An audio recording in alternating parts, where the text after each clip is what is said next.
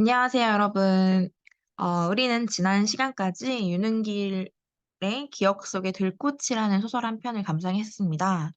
이번 시간에는 6.25 전쟁이라는 사회문화적 배경과 명선이라는 인물을 중심으로 당대 피란민들의 삶의 모습을 좀 더 깊이 있게 만나보도록 하겠습니다. 본격적으로 작품에 들어가기 전에 먼저 생각을 해봅시다. 선생님이 이 작품과 관련된 단어 네 가지를 제시해 봤어요. 전쟁, 피란, 이상가족, 전쟁, 고아. 이 단어들을 보니까 어떤 생각이 드나요?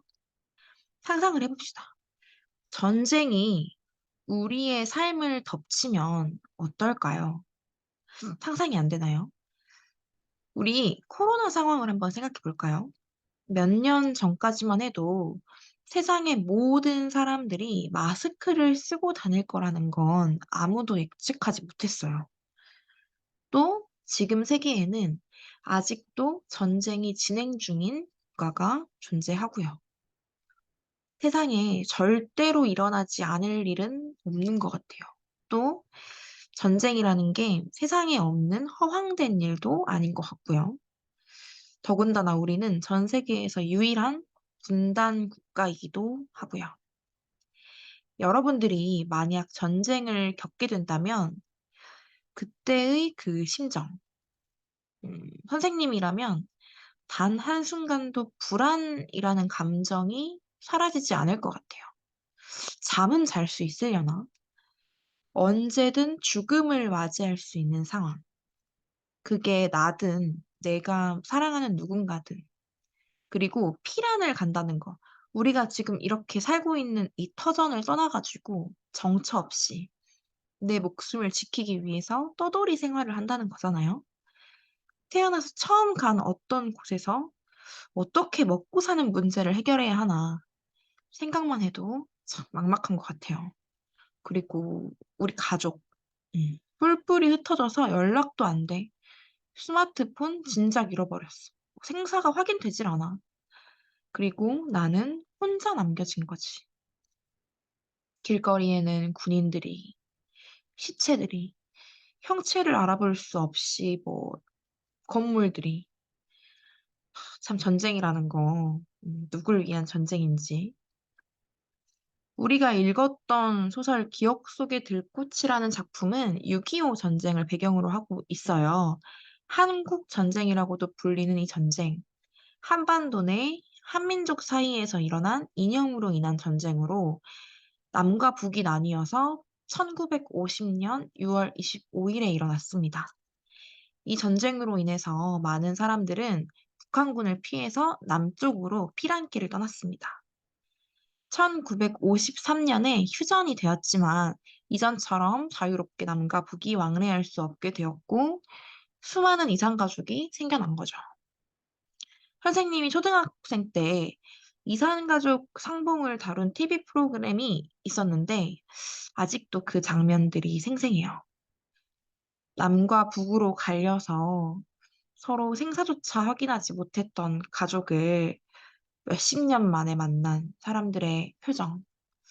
단순히 우는 표정이라고 하기에는 우는 표정을 뛰어넘어서 뭔가 감정이 벅차오르는 표정이랄까? 참, 그분들의 감정을 우리가 어떻게 감히 헤아릴 수 있을까요? 자, 우리가 이제 이 감정들을 그대로 들고 작품을 만나러 가볼 차례입니다. 우리는 지금부터 교과서의 날개의 질문들을 중심으로 작품을 이해해 볼 건데요.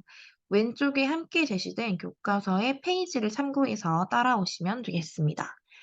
자, 먼저 작품의 도입부인 발단 부분입니다. 첫 번째 질문. 나의 마을에 유난히 피란민이 많이 몰리는 이유는 무엇이었을까요? 6.25 전쟁은 북한이 남한을 기습적으로 공격해서 일어난 거예요. 따라서 피란민들은 전쟁을 피해서 북한 쪽에서, 그러니까 북에서 남으로 이동을 했죠. 만경강 다리는 전라 북도 쪽에 있는데 피란민들이 북쪽에서 만경강 다리를 건너가지고 남쪽으로 내려오다 보면은 이제 나의 마을에, 나의 마을을 통과할 수밖에 없는 구조로 되어 있다고 나와 있어요. 그래서 나의 마을에는 유난히 피란민들이 많이 몰려 있다고 하네요. 두 번째 질문. 피란민을 대하는 어른들과 아이들의 태도. 어른들은 피란민을 달가워하지 않아요. 왜냐? 전쟁통의 피란민들을 이제 먹고 살기 힘드니까 구걸을 하고, 심지어는 물건을 훔쳐가기도 하고, 뭐 그랬었나 봐요.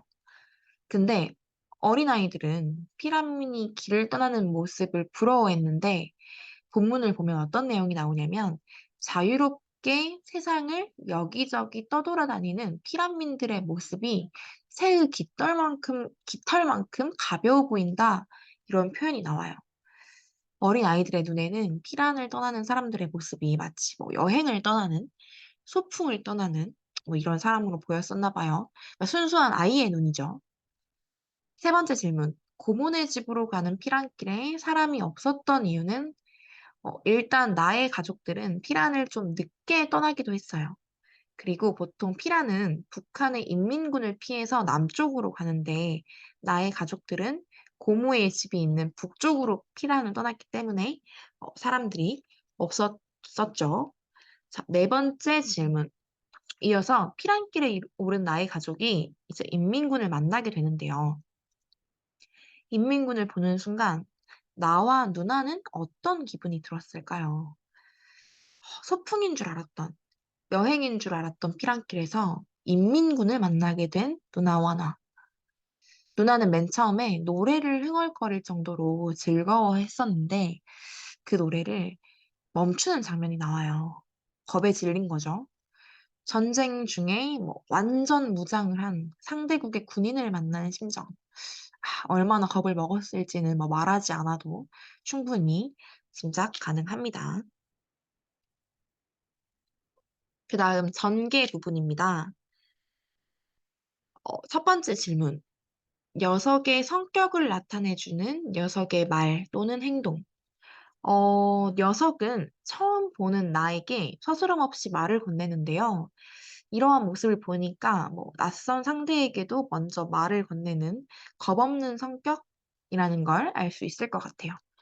또 나와 나의 가족들에게 냅다 밥부터 달라고 하는 모습에서 참 어떻게 보면 당돌하고 좀 뻔뻔하다고 해야 되나? 뭐 능청스러운 성격이라는 것도 알 수 있겠네요.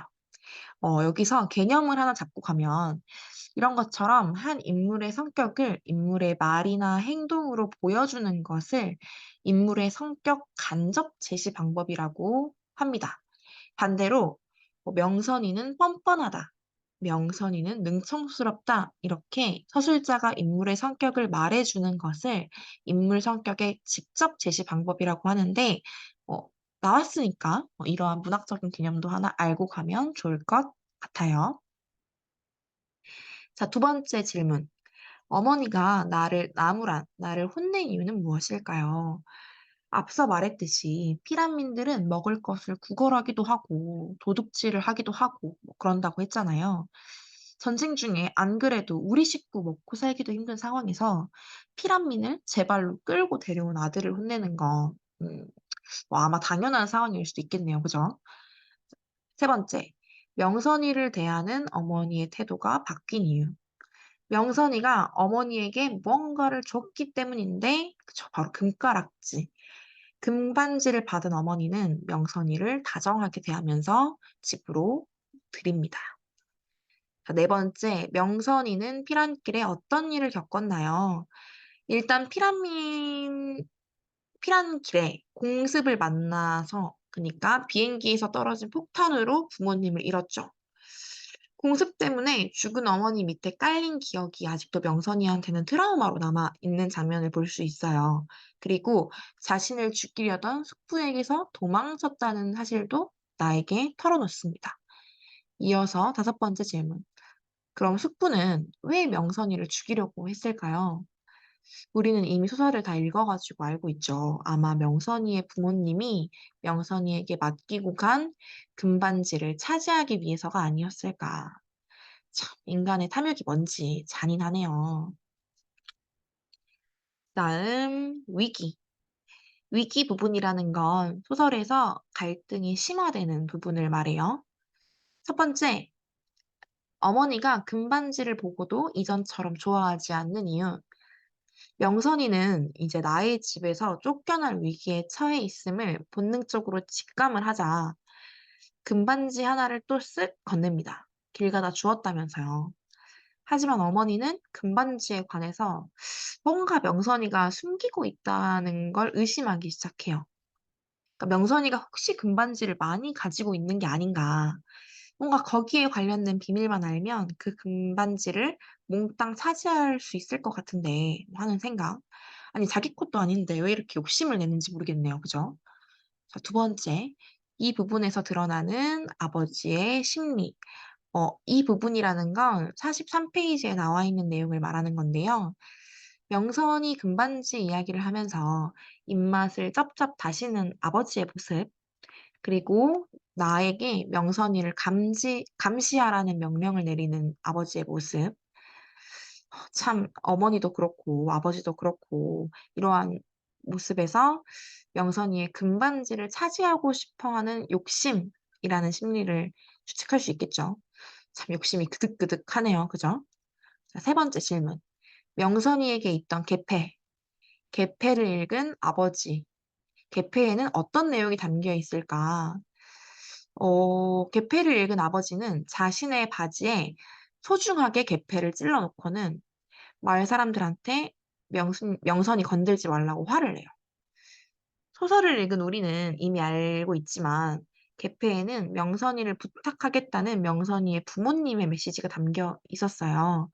아마 아버지는 이 계패가 명선이가 가지고 있는 금반지를 몽땅 얻을 수 있는 단서가 될지도 모른다고 생각해서 계패를 소중하게 주머니에 찔러넣지 않았을까 어, 하고 추측해 볼 수 있습니다. 자, 네 번째 절정 부분입니다. 소설에서 갈등이 최고조에 이르는 부분을 절정 부분이라고 합니다. 첫 번째, 아버지가 명선이를 감시하게 한 목적이 뭘까요? 먼저는 명선이가 도망치지 못하게 하는 것 같아. 그죠? 그리고 금반지의 행방을 찾으려고 한 게 아니었을까요?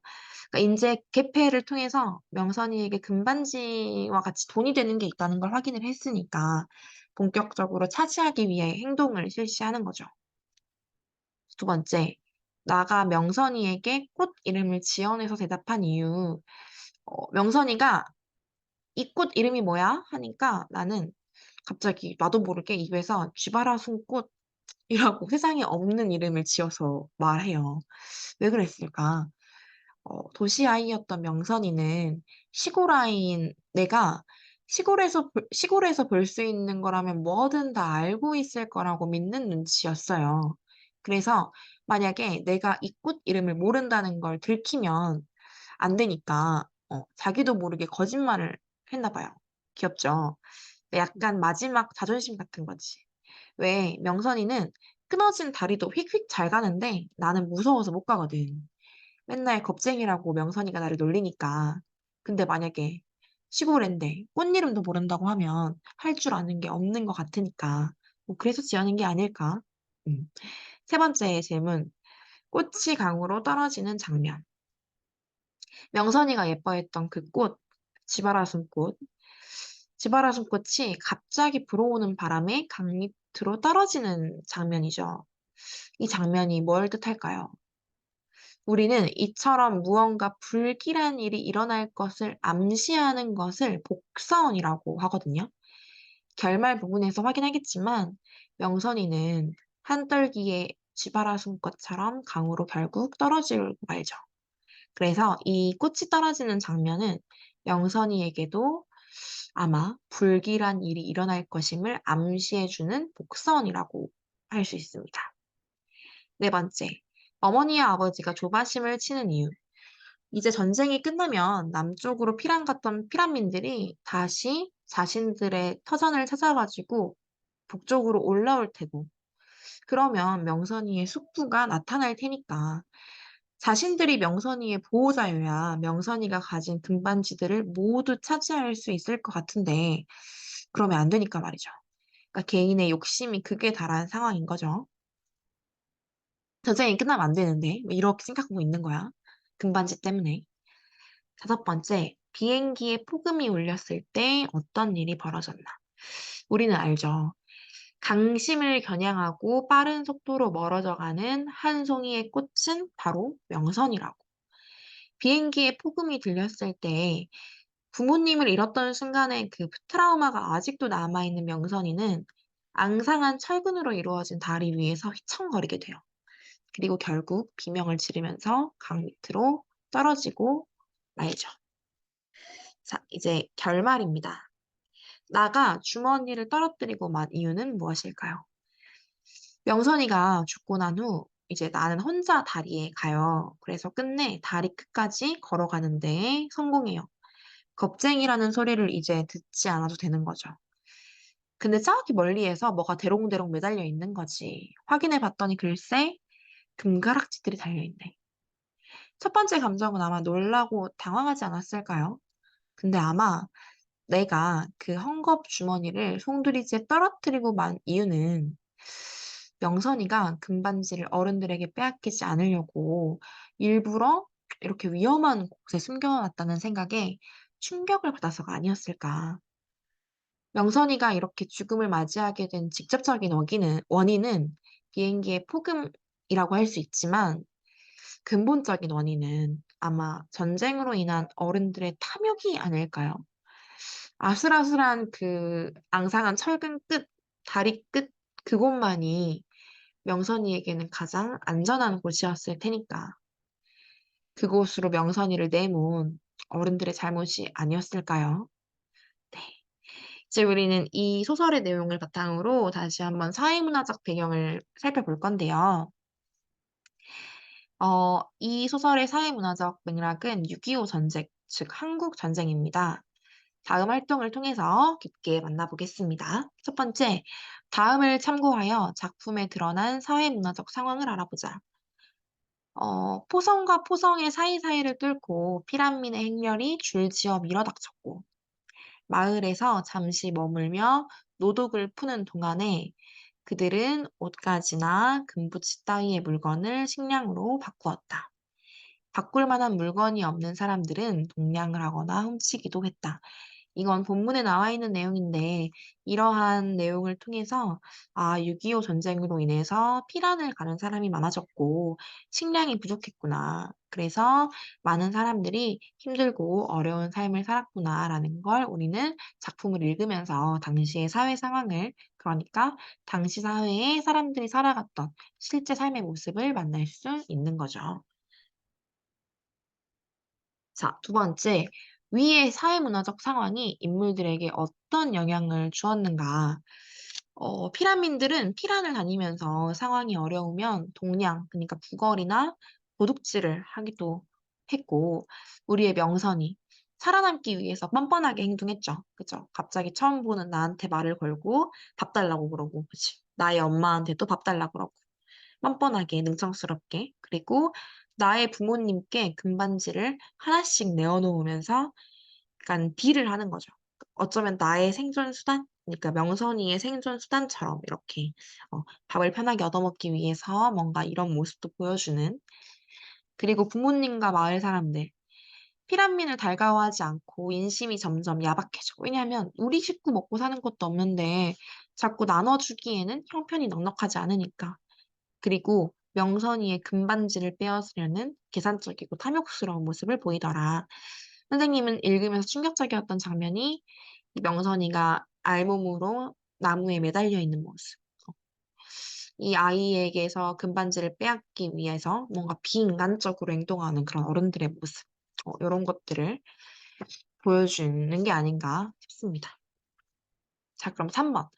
앞의 활동을 바탕으로 작품에서 작가가 전하려는 의미, 다시 말해서 작품의 창작 의도가 무엇이었을까?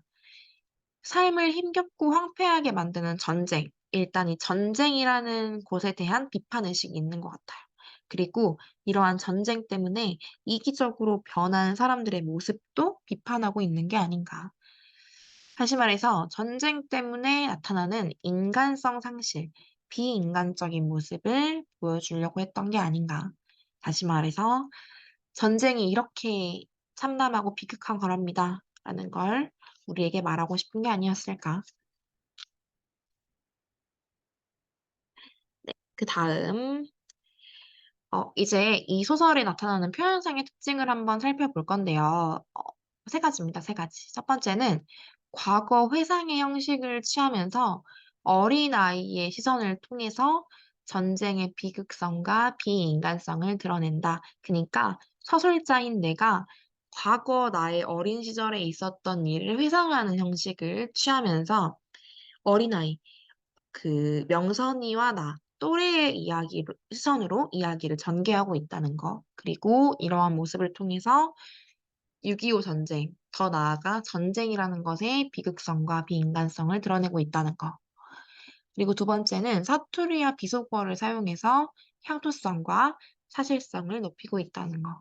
그리고 세 번째는 상징적인 제목으로 주인공 명선이의 비극적인 삶의 모습을 나타내고 있다는 거. 이때 제목이 기억 속의 들꽃이잖아요. 들꽃의 의미에 대해서 좀 더 살펴볼 건데, 본문에 나와 있는 두 가지의 내용입니다. 바람을 타고 온 꽃이 한 알이 교각 위에 두껍게 쌓인 먼지 속에 어느새 뿌리를 내린 모양이었다. 이 꽃이 한 알이 피어서 들꽃이 된 거죠. 내가 본 것은 강심을 겨냥하고 빠른 속도로 멀어져가는 한 송이의 쥐바라숨 꽃이었다. 자, 들꽃이 다리, 콘크리트로 이루어진 다리에서 힘겹게 피어났어요. 근데 그 꽃이 갑작스레 바람이 불어서 강 밑으로 떨어지는 장면이 나옵니다. 이 장면과 명선이가 어떤 관련이 있는지 아래와 같이 세 가지로 정리할 수 있는데요. 첫 번째, 콘크리트 더미에서 피어난 꽃은 전쟁 중에 부모님을 잃고 낯선 곳에서 살아가는 명선이의 강인한 생명력을 보여주고 있는 것 같다. 그리고 두 번째, 강물로 떨어지는 들꽃은 결국 다리에서 떨어져서 죽음을 맞이한 명선이를 상징한다. 우린 이걸 아까 복선이라고 말했었죠. 세 번째, 들꽃은 강인한 생명력을 지녔지만 결국 전쟁 때문에 죽고 마는 명선이를 의미한다. 이 세 가지를 통틀어서 결국 들꽃은 명선이를 비유적으로 표현하고 있는 것이다 라는 걸 알 수 있습니다. 자, 마지막으로 숙제를 낼 건데, 숙제의 타이틀을 문학 시대의 거울이라고 잡았어요. 음, 우리는 문학을 통해서 이 전쟁이라는 게 얼마나 비극적이고 참혹한 것인지에 대해서 간접적으로나마 만나봤습니다. 이제 시선을 우리로 돌려볼까요? 오늘날 전쟁의 영향을 받았거나 혹은 전쟁 때문에 지금 이 순간에도 아픔을 겪고 있는 사람들의 모습을 찾아봅시다. 그리고 그 뉴스 기사를 스크랩해서 패들렛에 올려주시면 되거든요. 이거 과거에 있었던 전쟁으로 인해서 아직까지 아픔을 겪고 있는 사람들, 혹은 지금 이 순간 세계 어느 각국에서라도 전쟁 때문에 힘든 사람들의 이야기를 나눠봅시다. 네. 자, 오늘은 좀 긴 호흡으로 기억 속의 들꽃이라는 작품을 만나봤는데, 교과서와 연계해서 이 영상을 같이 확인해 보면 좋을 것 같습니다. 네. 고생하셨습니다. 다음 시간에 뵐게요.